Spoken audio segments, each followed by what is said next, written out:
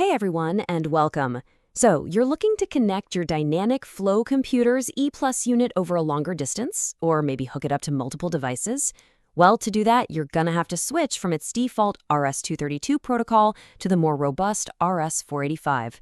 In this explainer, we're gonna walk you through exactly how to do that step by step.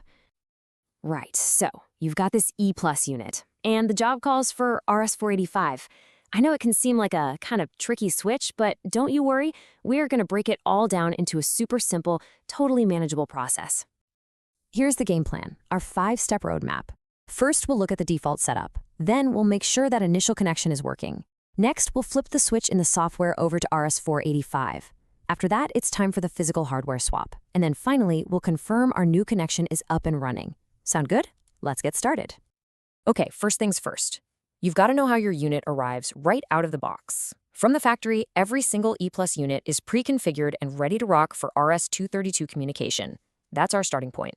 So when you unbox this thing, you're going to see a pretty standard serial cable, with that DB9 9-pin plug, and it's wired right into terminals 9, 10, and 12.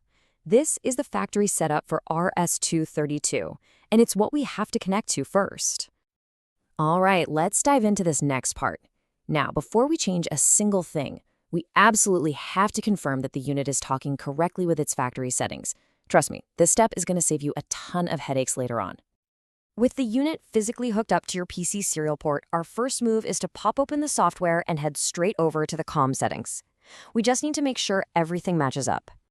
Now, these are the exact settings you're going to need for a successful connection. First, double-check that your COM port is correct. It's usually COM1, but if you're using a USB to serial adapter, you might need to check your device manager. Then you'll set the baud rate to 9600, parity to none, and make sure the Modbus type is set to RTU. That's the standard language for this device. So once you've got those settings plugged in, go ahead and click Auto Detect. And you'll know it's working when a few things happen.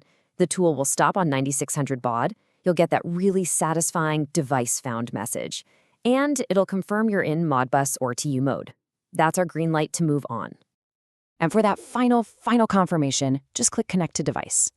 Now look up to the top right corner of your software. You want to see that COM status flip to green and say Online, and you should see the little transmit and receive lights just blinking away, red and green. That means we are officially communicating. All right, connection confirmed. Now it's time for the first big move, telling the flow computer that we're about to switch protocols. And this all happens inside the software first. So while you're still online, just click on that Communications tab. Down at the bottom, you're going to see the selection for RS232 or 485. It's as simple as selecting RS485 and then hitting that big Download to Flow Computer button. Okay, this is the crucial part right here. The second that download finishes, your online status is going to vanish. You will lose your connection. And here's the most important thing, do not panic. This isn't just normal, it's actually a great sign. It means the software update worked perfectly.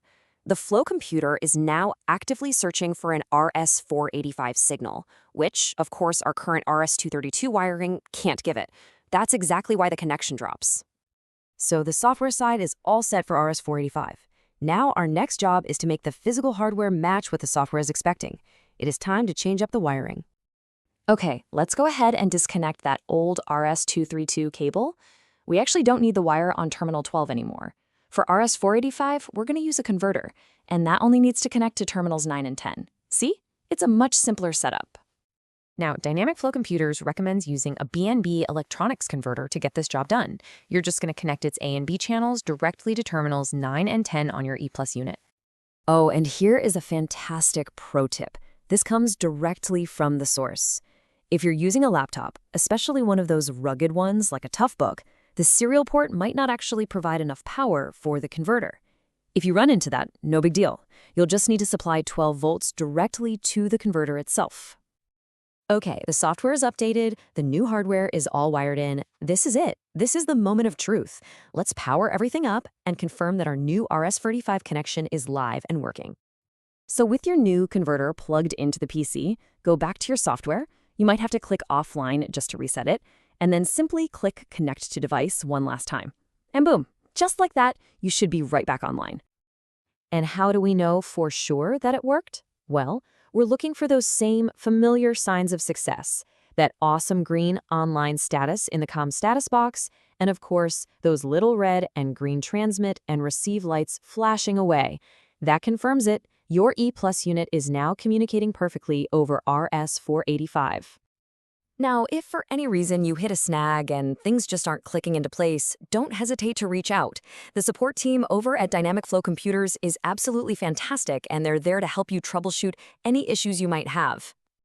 And there you have it. You've successfully made the switch from RS232 to RS485. The process itself is done, but really, now the real fun begins. With the power to connect your devices over much longer distances and on much bigger networks, the only question left is, what are you going to build next?